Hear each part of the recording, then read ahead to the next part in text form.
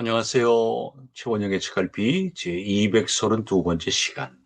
오늘은 만델라와 로댕이 주는 삶의 지혜라는 제목으로 생각을 나누겠습니다. 지난주 방송에서 저희들은 이치성 씨가 쓰신 18시간 몰입의 법칙이라는 책에 나오는 열악한 환경을 딛고 성공을 쟁취한 두 분을 소개해 드렸습니다. 영화배우 키아누 리브스, 그리고 전설적인 음악 밴드죠. 비틀스가 그 주인공들이었습니다. 오늘도 이 책에서 전하는 두 분의 사례를 통해서 지혜를 얻고자 합니다. 이야기 하나입니다. 1990년 2월 11일 석방된 만델라 남아공 대통령의 얘기입니다. 대통령이 되기 전 그가 수감되어 있던 형무소에 국제 기자단이 방문을 했는데 그의 독방의 벽에는 무하마드 알리의 사진이 붙어 있었다고 합니다. 기자가 의아해서 물었습니다. 아니, 나비처럼 날아 벌처럼 쏘는 알리의 전략을 연구하기 위해서 붙였습니까?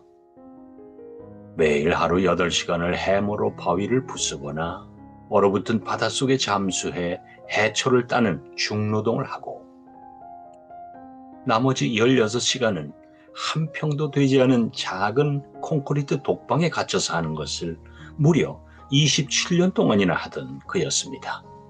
그런데 그가 매달린 문제는 죽음보다 못한 이 삶이 대체 언제쯤 끝나려나 이것이 아니라 이 가혹한 운명에게 벌의 독침 같은 카운터 펀치를 날리려면 어떻게 해야 하나 이거였다고 합니다.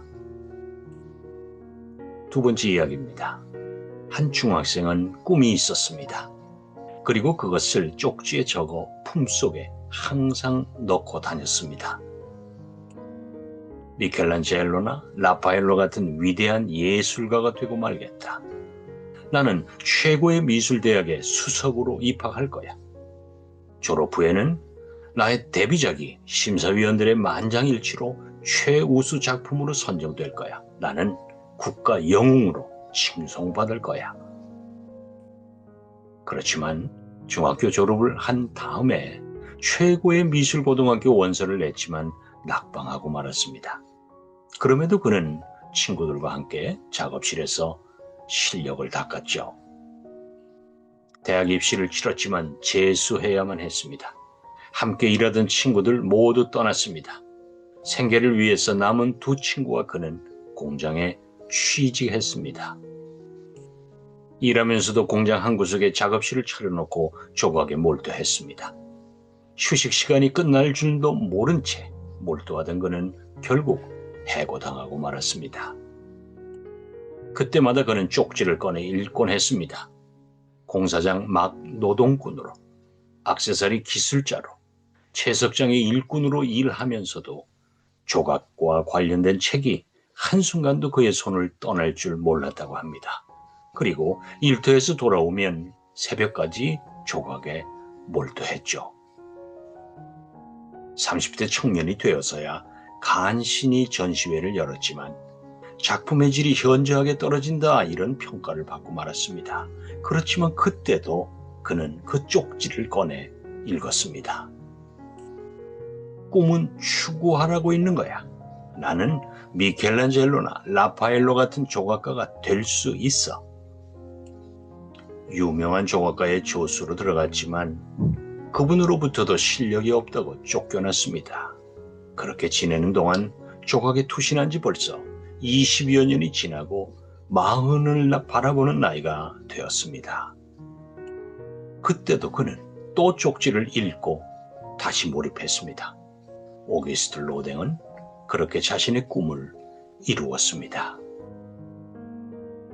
나이가 들수록 자신의 가치관이나 세계관이 굳어져서 유연성이 매우 떨어지는 사람이 있는가 하면 호기심을 잃지 않고 새로운 것에 대해 마음의 문을 열어놓는 사람들도 있습니다.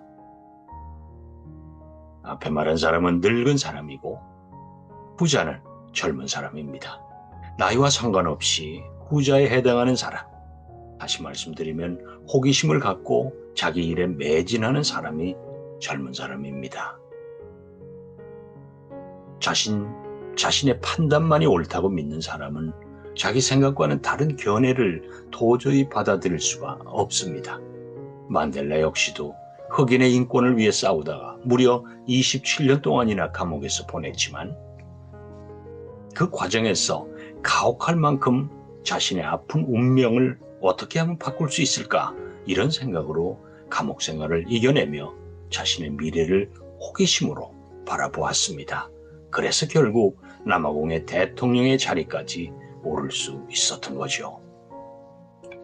가난해서 일해야만 했고 일하면서도 자기의 꿈을 놓지 못해 구석에서 조각을 하다가 쫓겨나곤 했던 로댕 역시도 결국 40이 넘어 자신의 꿈을 이룰 수 있었습니다.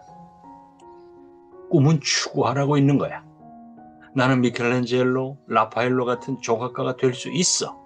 이런 미래에 대한 강한 호기심, 다시 말해 강렬한 꿈이 있었기에 어떤 고통도 아프게 여기지 않을 수 있었던 거죠.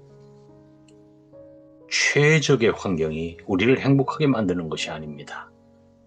바로 어떤 악조건이라도 그것을 달리 바라보고 생각하는 태도, 그리고 호기심으로 앞으로 다가올 세상을 바라보는 그 자세가 최악을 최고의 상황으로 바꾸어내고 결국 행복으로 우리들을 이끌어주는 거라고 생각을 합니다. 고맙습니다. 최원영의 책갈피 232번째 시간, 만델라와 로댕이 주는 삶의 지혜라는 제목으로요, 생각을 나누었습니다. 감사합니다. 다음 주 월요일까지 건강 잘 지키시고요. 또 반갑게 뵙겠습니다. 고맙습니다.